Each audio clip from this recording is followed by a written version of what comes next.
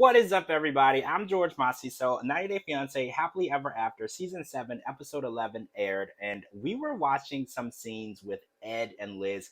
Now, these scenes are always extremely difficult to watch. Now, this episode had some pretty intense, wild, eye burning scenes. So, Ed decides to buy a massage table and essential oils, and he wants to reconnect intimately with Liz because when you're fighting and you have a lot going on, you can't get along, and you literally break up at your engagement party, intimacy is probably the last thing on your mind. So Ed is trying to rekindle that intimacy that they once had.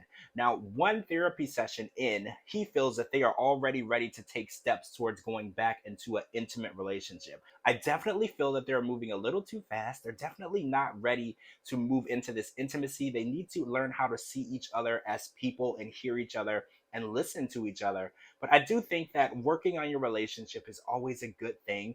Working on becoming a better person is always a good thing. And learning the things that you do and how they affect others is something that they definitely need to work on. So Liz decides that it's time for Ed to wax his back. And we actually watch her really enjoy inflicting pain on Ed, which none of us were really upset about. We kind of liked watching pain being inflicted on Ed only because the way he's treated Liz so far this season, it's only right that he gets a little bit of payback. No matter how we really feel about Ed and Liz as a relationship, we definitely see Liz as just a woman who deserves to be treated fairly, and she deserves to be loved regardless of who it is. She just deserves to be treated better. So Ed had that coming. If you remember, Liz's grandparents did come out to San Diego and meet with Ed and Liz and talk about their relationship, and they even gave their blessing for the engagement party and the relationship, which shocked all of us, to be honest. None of us really believed that that could possibly be,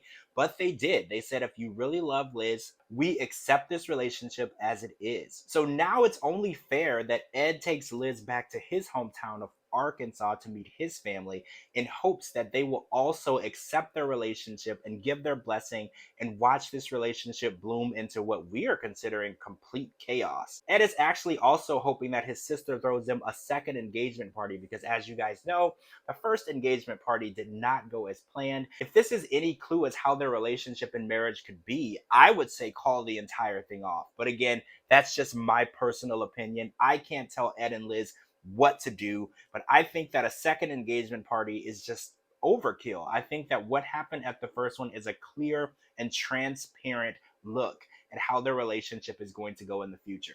So I'm looking forward to heading to Arkansas and meeting Ed's family and just getting a better background up to who Ed really is, how he became Big Ed, how he became this person who has had such relationship issues and self-esteem issues and insecurity issues. Maybe we can learn a little bit more about Ed and how he became the Ed that we know and see each week on 90 Day Fiance.